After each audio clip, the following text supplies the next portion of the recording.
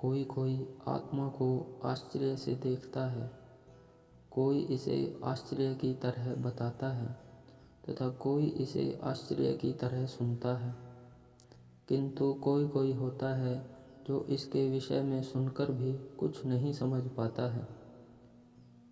आश्चर्यवत् पश्यति कश्चिदेनम् आश्चर्यवदति तथैव चान्यः। आश्चर्यवत् चैनं शृणोति श्रुत्वाप्येनं वेद न चैव कश्चित्। भगवत गीता उपनिषद के सिद्धांतों पर आधारित है। इसमें श्री कृष्ण बताते हैं कि इस सृष्टि में कितने विशाल विशाल पशु हैं, कितने विशाल विशाल वट वृक्ष हैं।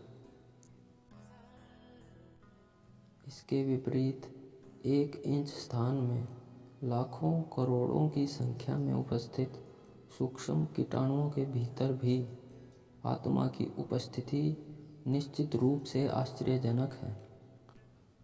अल्पज्ञानी तथा दुराचारी व्यक्ति अणु आत्मा के चमत्कारों को नहीं समझ पाता है, भले ही उसे बड़े से बड़ा ज्ञानी और ऐसा ज्ञानी जिसने ब्रह्मा तक को भी शिक्षा दी हो क्यों ना समझाए, तो भी वह दुराचारी, वह अल्पज्ञानी आत्मा के चमत्कारों को नहीं समझ सकता है। इस काल के अधिकांश व्यक्ति यह नहीं समझ सकते हैं कि किस प्रकार वही आत्मा विशाल से विशाल पशु में भी होती है और वही आत्मा एक छोटे से छोटे सूक्ष्म जीव के अंदर भी होती है। यह इसलिए होता है कि हम सिर्फ स्थूल भौतिक बोध ही रखते हैं। हम सृष्टि को सृष्टि नहीं देखते, हम सृष्टि को परमात्मा का प्रकटीकरण नहीं देखते, हम सिर्फ उनके भौतिक शरीरों को ही देखते रहते हैं। इसलिए लोग आत्मा को उसकी संरचना या उसके विवरण के आधार पर ही देखते हैं तथा आश्चर्य से भर उठते हैं। हम लोग इंद्रिय तृप्ति की बातों में फंसे रहते हैं और भौतिक शक्ति जिसे माया कहा गया है उससे इस तरह मोहित हो जाते हैं कि हमारे पास आत्मज्ञान को समझने का समय ही नहीं रहता, अवसर ही नहीं रहता। जबकि तथ्य यह है कि जब तक हमें आत्मज्ञान नहीं होगा तो हमारे सारे कार्यों का परिणाम हमेशा ही दुष्परिणाम होगा तथा हम जो जीवन रूपी यह संघर्ष हैं उसमें पराजय का मुँह देखते हैं। इसलिए हमें सच्चे सद्गुरु का सानिध्य प्राप्त करना चाहिए तथा हमें अपने आत्मा के विषय में चिंतन करना चाहिए तथा दुखों का हल खोज निकालना चाहिए। किंतु यहाँ पर मैं श्री कृष्ण की उस बात पर जोर देना चाहूँगा जहाँ उन्होंने सच्चे सतगुरु की शक्ति का बखान किया है।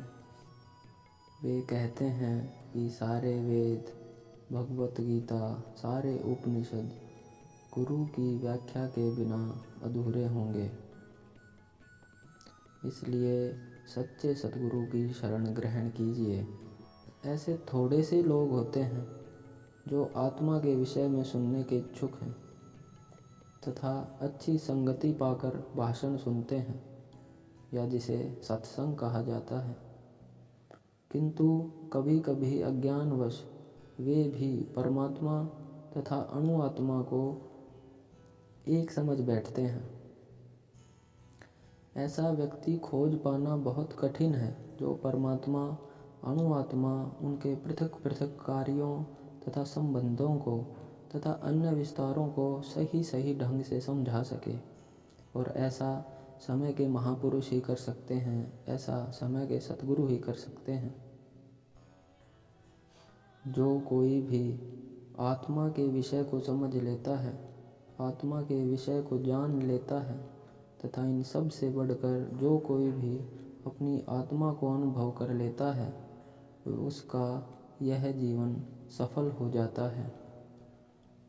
इस आत्मज्ञान को समझने का सरलतम उपाय यह है कि अन्य मतों से, अन्य बातों से विचलित हुए बिना परम प्रमाण श्री सतगुरु द्वारा कथित सारे उपदेशों को ग्रहण कर लिया जाए।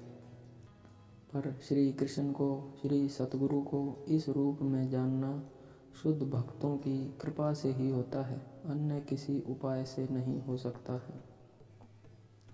आत्मा के सरलतम ज्ञान को जानने के लिए, अपने भीतर बैठे सच्चे परमात्मा को जानने के लिए तथा अपना जीवन सफल करने के लिए फ्री वेबसाइट www.premrawat.com पर जाइए तथा अपनी आत्मा का अनुभव लीजिए। आपके भीतर बैठे परमात्मा को मेरा प्रणाम।